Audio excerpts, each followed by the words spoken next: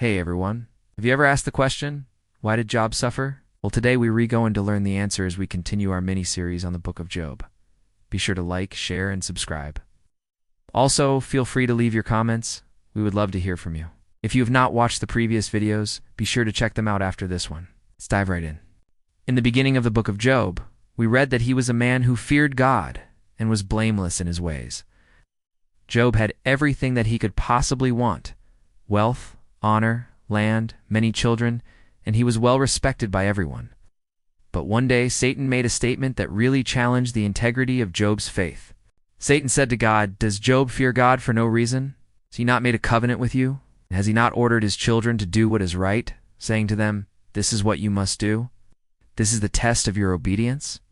So God allowed Satan to test Job, and everything that Job had was taken away. He lost his wealth, his land, his children, and even his health. His body was covered with painful sores from head to toe. Then Job's friends came to him, and they tried to convince him that he must have done something to deserve all of this suffering. But Job replied, "I know that my Redeemer lives, and that at the last he will stand upon the earth. And after my skin has been thus destroyed, yet without flesh, I will not see, but will come to the likeness of a son of man." You know it and you believe it. Today's passage is Job chapter 1, verses 6 through 22. And here's the big question that I want us to think about as we read these verses. Why did God allow Satan to test Job?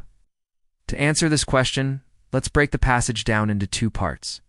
First, we have Job's great suffering, and then we have Job's response to his suffering. Part 1, Job's great suffering.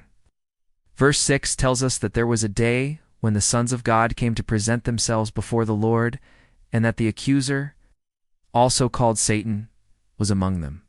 Now, the word accuser in verse 6 actually means adversary. And Satan is called the accuser because he accuses God's people of wrongdoing, just like he did with Job. But the main reason that Satan accused Job was because Satan thought that Job only served God for selfish reasons. In other words, Satan thought that Job was only a religious person, someone who bowed his knees in prayer so that God would bless him with good things, such as wealth, honor, land, and many children. Therefore, Satan made a bet with God, saying that if he took all those things away from Job, then Job would curse God in his name. So God allowed Satan to test Job, but God placed one restriction on Satan.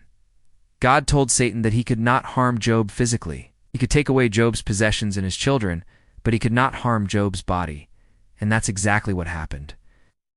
As we read in verses 17-19, then there came a messenger to Job and said, "I am a messenger from God.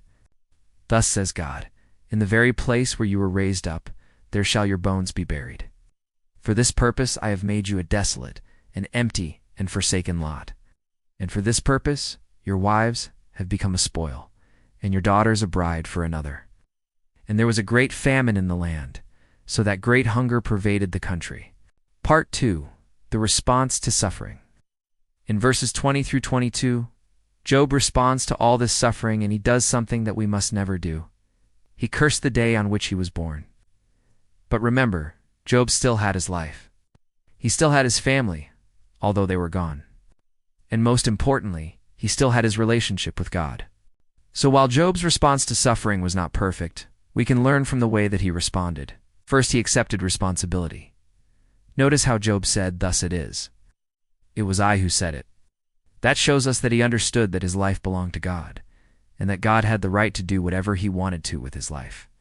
Second, he honored God despite his pain and suffering.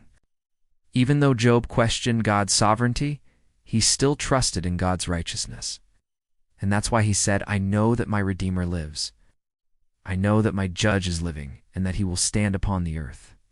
So the answer to our question is found in verse 7.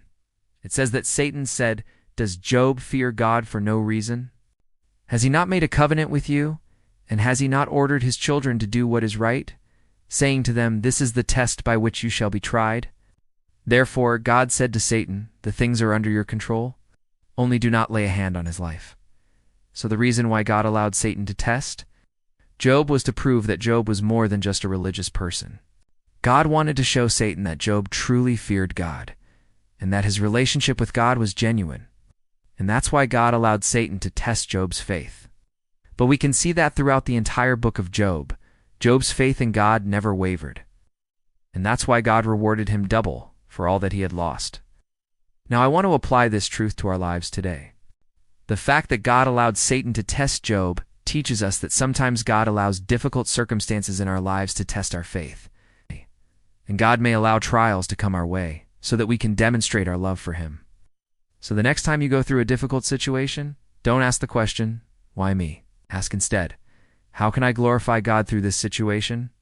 And that's it for today. Thanks for watching. Be sure to check out our other videos and like, share, and subscribe. Most importantly, God bless you, and see you in the next one.